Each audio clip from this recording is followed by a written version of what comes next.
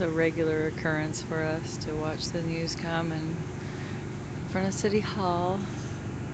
A really loud van.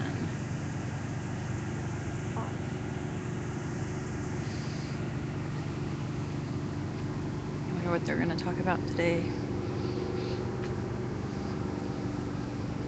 Yes, we are. As you said, since no candidate gained 50% of the vote, Charlie Hills and Jefferson Smith will now face off in the fall. Both candidates now gearing up for a runoff election in November. Fox 12 political analyst Tim Hibbets made the call that Smith and Hills were winners of the primary after the 10:30 returns came in from Multnomah County last night. Hills spent the evening celebrating with supporters and volunteers who will soon have to get right back to work. All along, he says he expected a two-stage election with the runoff in November, so he's now gearing up to hit the campaign trail once again. So they're just talking about the campaign.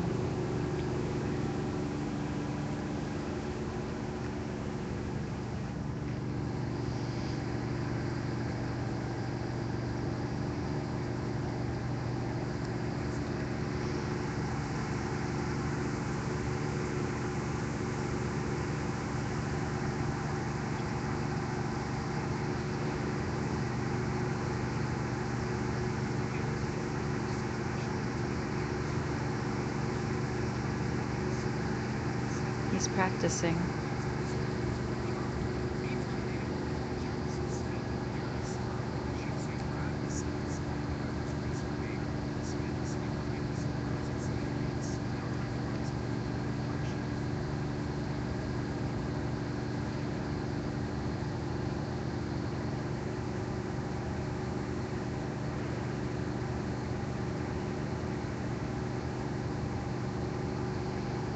It's interesting. I didn't notice them doing that before. Holding some kind of a device just like this one.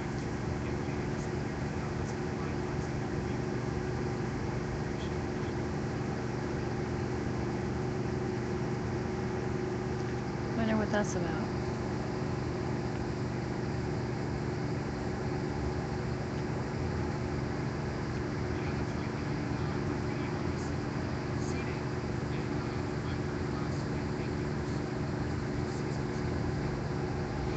Oh, I see. Okay, so what's going on is he is able to read because he's only probably not visual right now.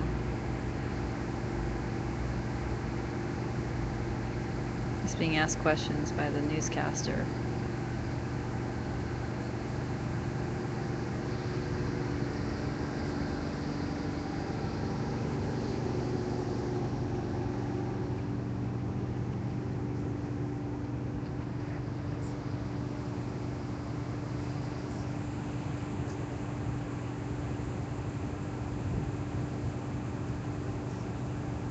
And once again, here's a look at the numbers for the mayor's race. Charlie Hills and Jefferson Smith will advance to the runoff.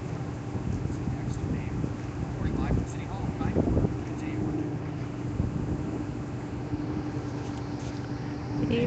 Dave Porter.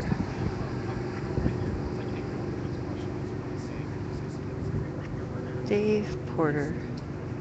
I know your playlist. I appreciate your help, but I'll just Talking about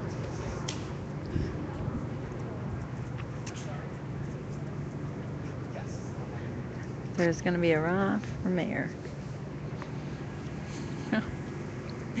Mama Kay just asked him.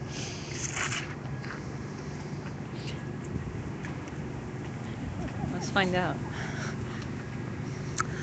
Hey, Mama Kay, did you just find out? He just said that, yes, Hale and Smith are actually going to have to go on a runoff. What is a runoff exactly? That means that they're too close in votes, and so I believe it's in November that there'll be another voting. So for mayor. Yes, for mayor of And City of Portland. what do you think about that? I'm not going to comment at this time. Good night. Really? Go Cameron Whitman. Yeah, no kidding. Cameron for mayor. Maybe I should put like that sticker on their van. The Cameron for mayor sticker.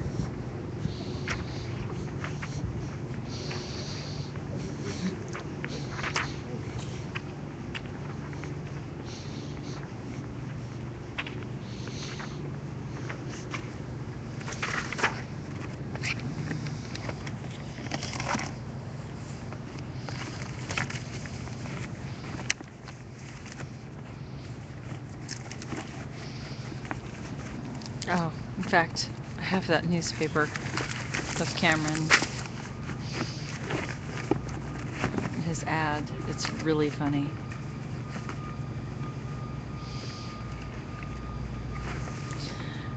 We don't keep this stuff out at the vigil itself because it would be a political, candidate, and it could jeopardize what standing we have of being a vigil and whatever reason that they would give for us to have some kind of favoritism for one party, or I don't know. It just makes me feel like that's not really what the vigil should do. Whether it's the right thing, or we just have to be careful. Prayer vigil with, Cameron for mayor. But I did put an article, well, not an article, I talked about it in another, but so here's Cameron. Look at that. If you haven't seen this, Cameron for Unity. Here's a sticker I was talking about. She put this on the Fox News van. And then on the back of the vigil, I issued a challenge for all of the candidates to do what Cameron has done, which is to spend the night down here. So here's his picture. Oh, darn, my shadow. There's Cameron's picture for mayor. Right next to the guitarist who brought us the Waka Waka Shaft theme. Cameron. How cool is that?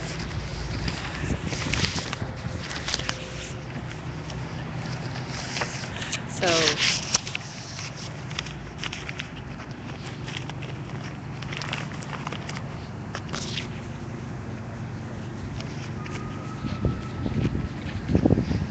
let's see how this works.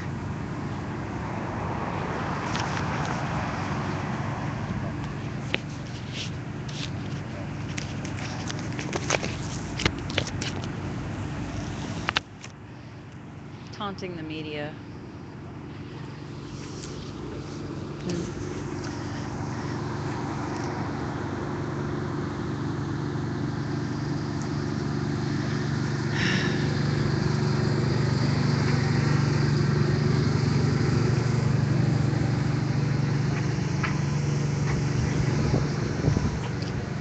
Well, that was easy. He seemed busy.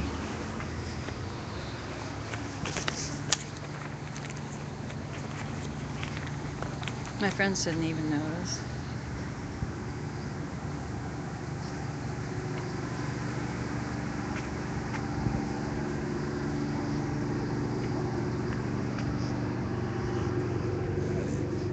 Hey, Mama Kay. Mama Kay, I just want you to know, as it turns out, they do have a Cameron bumper sticker. You see it? By the cone? Right on. Right on. I put it on rather lightly. You are so awesome. I can't believe he didn't. He was really busy with his talking. That's awesome. I just thought it was appropriate for the night. That's awesome. I'm such a chicken shit that it's really quite amazing that I just did that. So I just want you to know. I put the Cameron for mayor sticker on their phone. They're reporting who won, and that there's going to be a runoff between the mayoral candidates. Is Fish a mayor? No, Fish is what? he's a housing commissioner and parks and all sorts of stuff. Just like this week, huh? I gotta look at this. Here's Cameron running for mayor, and here's the guy who developed the Waka Waka on Shaft. The wah wah pedal in the Shaft theme song right next to Cameron. So,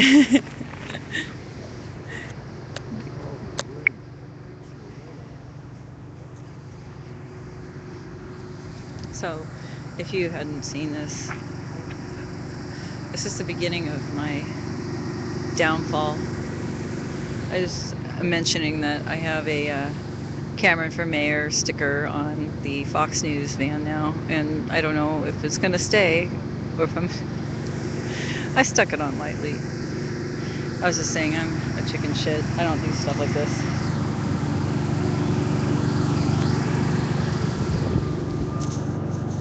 Anyway, I don't want to call too much attention to it. I probably already have, but I'm just gonna look like I'm doing something else. I've already been filming them, so I just wanted to walk up and show that picture a little bit. My camera's not very good, so I mean, it's a good one. It's just the Ustream doesn't come out very clearly. I just don't know if he'll notice. He was really busy. He's really doing a lot of work. I can see it's not easy. It looks very difficult. Look at that. They're so beautiful. Oh wow, you can really see it despite the fact that it's so late. It's really beautiful in the lens. I wonder if I can get close. Look at that. Azaleas are my mother's favorite. I apparently gave her one when I was 1 year old, and we still has it. Anyway, I was mentioning that this is a regular occurrence at City Hall, this noisy truck. For a while it was all about us, but they're kind of over us. They see us here all the time. Can you imagine just doing what they're doing in front of other people? I could never do that. Oh my gosh, we got people in the park. Maybe that's May. I don't know. That's awesome. Yeah. Occupied. Harry Shrunk Plaza. Tequila started that. Oh, look at the rats. The rats of Portland. Walked right by me. Oh, you'll never be able to see the rats, but you know, you can come down to City Hall and see them everywhere. My sustainability professor told me that our disease in our rats and mice is fatal. And the mouse droppings you might find in your shed,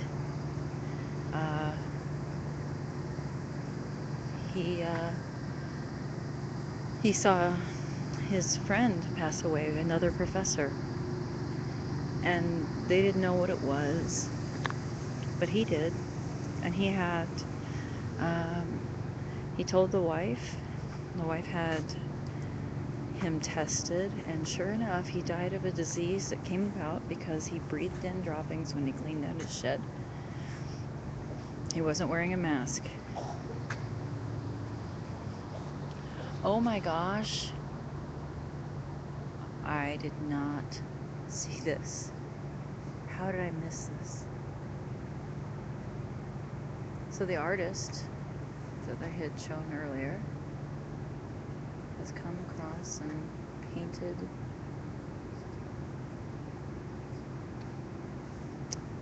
Family, World, Tree, Breathe.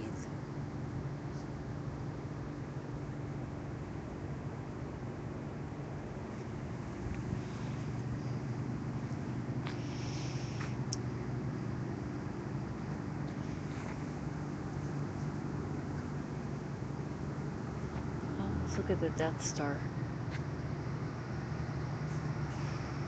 which turns actually into Darth Vader.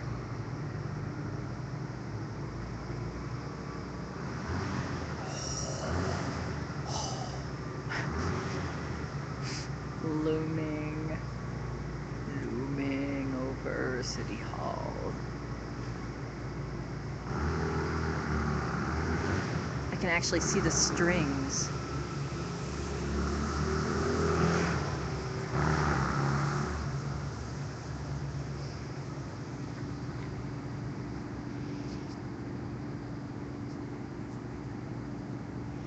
So JJ wants us to send this link to Reno because he wants to see more action like this. What this is insistence, prolonged insistence. Let me see if I can talk to him about that. Hey, you wanted to talk to Reno.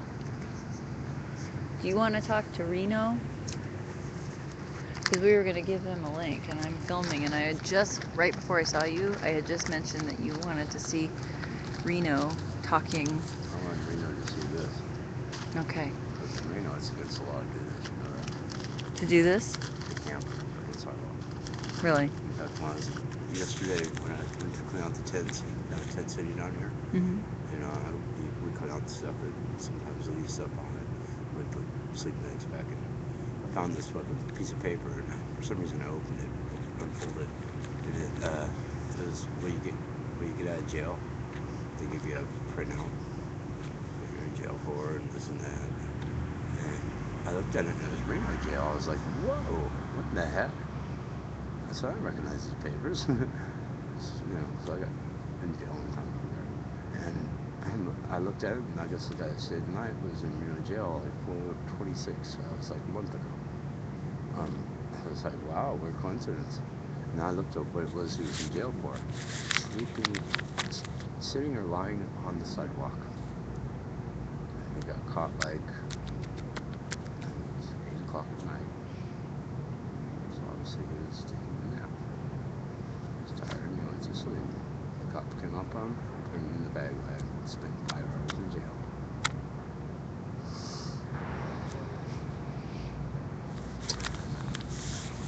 Where could he be? What would they like to see him do if he can't be on a sidewalk? A shelter. In a shelter. So it's They don't by care about law. his well-being. They care about Is the shelter the, full, or does it have vacancy? there's room in there. So that seems like human warehousing the is thing not is that okay. The shelter's a good place. There's room, but It's a good place there? yes, very good. The whole thing is they don't want the customers coming to Reno, the tourists, people coming there to spend a lot of money to see the homeless people. That kind of isn't they